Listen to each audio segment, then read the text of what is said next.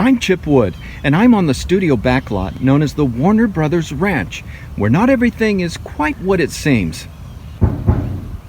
Fiberglass. This backlot is located just north of Warner Brothers Studio in Hollywood and is not accessible to the public. It began as the 40-acre Columbia Ranch in 1934. Today, it has 15 buildings on 32 acres. Most of them are houses, and they can be seen in thousands of commercials, films, and TV shows. The studio map names the facades for their most famous appearances, some dating back to the 1930s. The three houses used for WandaVision are best known for their roles in Bewitched, Lethal Weapon, and Christmas Vacation. Here are some aerial views of the lot, and we'll look at the facades used as the homes of Agatha, Dottie, and Wanda, as well as other portions of the ranch. Agatha's house is one of the most famous on the lot because it was the home of Samantha Stevens in the TV series Bewitched in the 1960s. Now, a lot of the houses on the lot have a practical interior, but none of them were used for the show. So, like all of the homes, it's only used for exterior shots. You see the fiberglass brick paneling, and if we take a look inside, you see that it's quite shallow. In fact, the back of the house was open to the elements until it was enclosed a few years ago. In the scene that occurs in Agatha's basement, a really clever homage to the house's history can be found in this Easter egg. Did you forget who's got your children stashed away in her bewitched basement? Next door to Agatha, we have Dottie's house. I remember a car ended up in that bay window during the season finale, but that was done with CGI. This is also where they faced off in the street. Dottie is Wanda's snooty neighbor. On the lot, it's called the Lethal Weapon House. This is the practical interior of the house, and it looks like it was last used to get actors into makeup for a production. This is a stairway to nowhere. You'll often see mismatched paint, clashing wallpaper, and different floor types from room to room because they only dress what they have to shoot. None of these house interiors was used to film the show, as interior scenes were shot on a soundstage in Atlanta, some with a live audience. So we've seen the Bewitched house, then the Murtaugh's home in Lethal Weapon, and next door is Wanda's house. It was used in the film American Beauty, and it's best known as the Griswold's home in Christmas Vacation.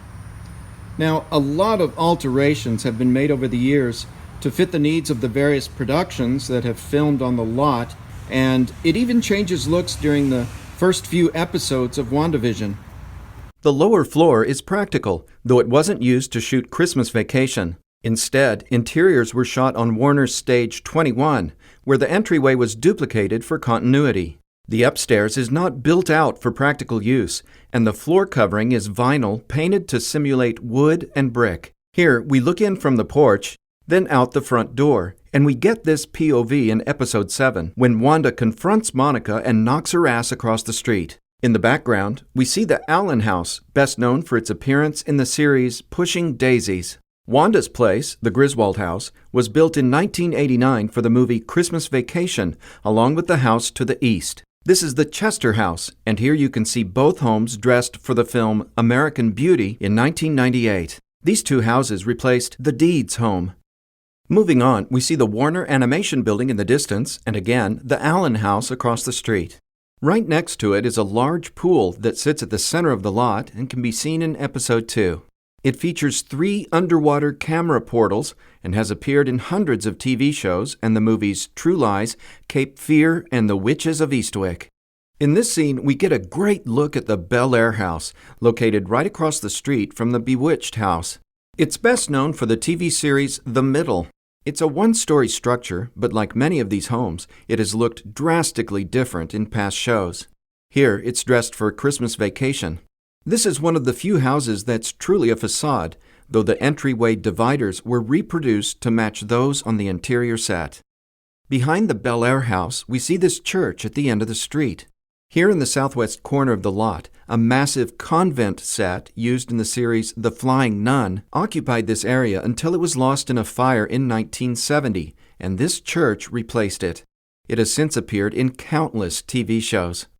Moving down the street, we find the Partridge House, which bears no resemblance to the home seen in the show because it was rebuilt with a different configuration after the fire.